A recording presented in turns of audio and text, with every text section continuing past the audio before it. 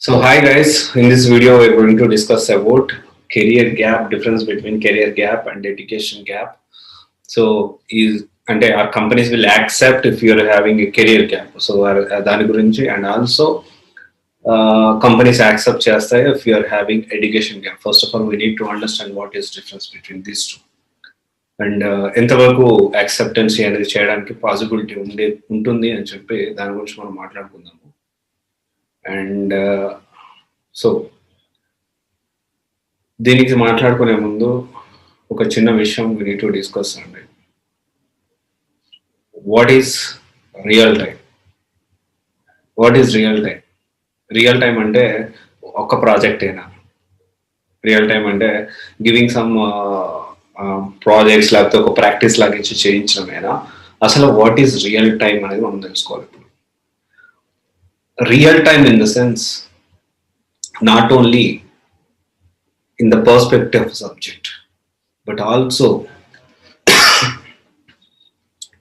Real time in the sense not only in the perspective of subject and also but also in the perspective of environment, in the perspective of client అంటే dealing with client, లేకపోతే meetings, client meetings, in the perspective of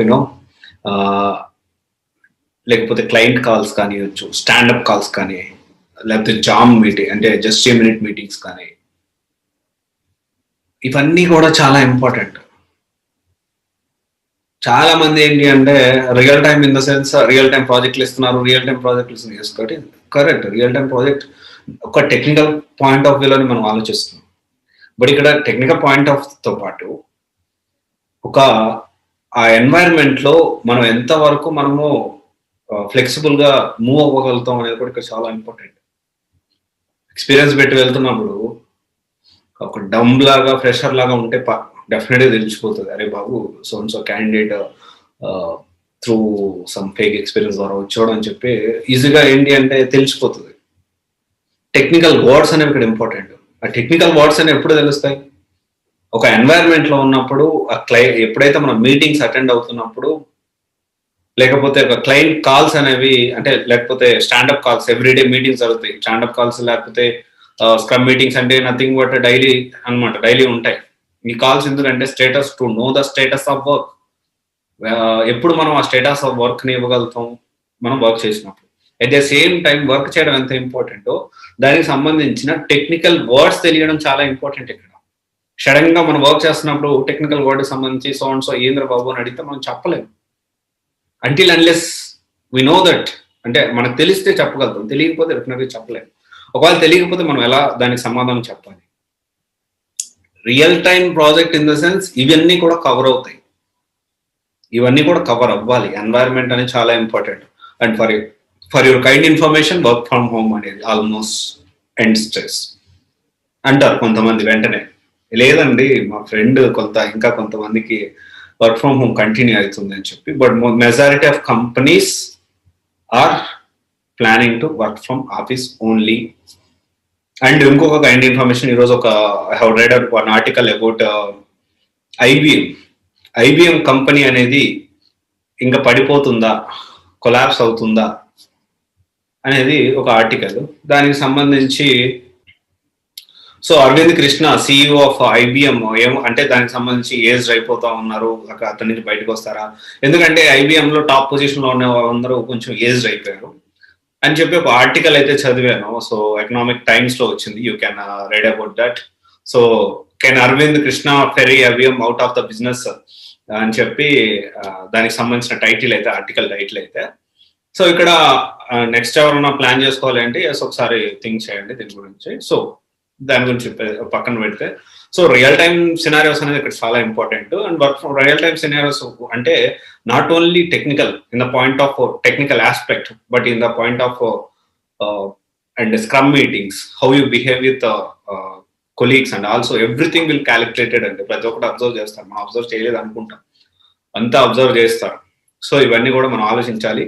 so subject, learn the subject not only in the point of technical aspect but also in the point of other things as well.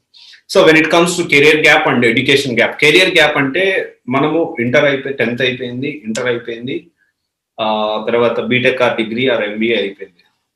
ఈ అయిపోయింది తర్వాత వరుసగా అయిపోయింది, study అయితే అయిపోయింది.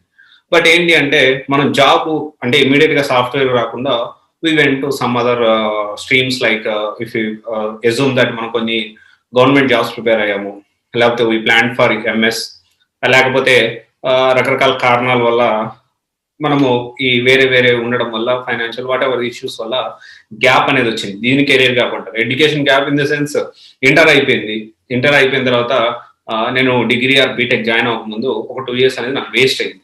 ఇంకా వేరే వేరే అటు ఇటు వేస్ట్ అయింది. It will comes under in education gap.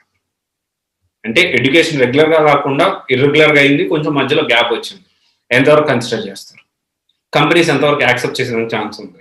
Definite గా ఏంటి అంటే ఒక 1 year అయితే యాక్సెప్టబుల్, 1 year లీస్ట్ కేసులో 2 years వరకు acceptable this. But if it is more than 2 years it is very difficult to get a job. So let us understand this things. ఎందుకు get a job అంటే ఎందుకు, why I'm saying like this. So assume that regular గా education అయిపోయి 21 or 22 pass out అయిన candidates వాళ్ళని వదిలిపెట్టేసి, ఆ profile వదిలిపెట్టేసేసి వాళ్ళు మనకంటే బెటర్ గా ఉన్నారు, అన్నిట్లో బాగా ప్రాక్టీస్ చేస్తున్నారు, వాళ్ళని వదిలిపెట్టేసి ఇట్లాంటి కాంప్లికేటెడ్ ప్రొఫైల్ సైడ్ అయితే కంపెనీస్ 100% రావు. డెఫినెట్ గా ఇది మనం అర్థం చేసుకోవాలి, రియాలిటీ అర్థం చేసుకోవాలి. ఇలాంటి ఎడ్యుకేషన్ గ్యాప్ ఉన్నప్పుడు, ఇలాంటివి ఉన్నప్పుడు ఏంటంటే we can overcome with the internships. ఇంకెక్కడన్నా ప్రొవైడ్ చేసినా కానీ, లేకపోతే రియల్ టైమ్ ఎక్స్పీరియన్స్ మీరు గెయిన్ చేసుకున్నా, లేకపోతే if any startup companies giving you offer to work with that guys అన్నా కానీ you can plan for that. ఇక్కడ salary doesn't matter, work, real time scenario, real time experience, not only the technical aspect but also from different aspects, work environment అన్ని కూడా ఇక్కడ మనము calculate చేసుకోవచ్చు. This is how it works. అర్థం చేసుకోండి. Don't waste your time. We to be go with very selective manner. అంటే మనం apply చేసేటప్పుడు కూడా చాలా సెలెక్టివ్ మేనర్లో వెళ్ళాలి. సో ఈ విషయాలని కొంచెం అర్థం చేసుకోండి. Okay, so thank you guys. This is Raj signing off. CYC Guidance Private Limited, one-stop solution for all the apprenticeship courses.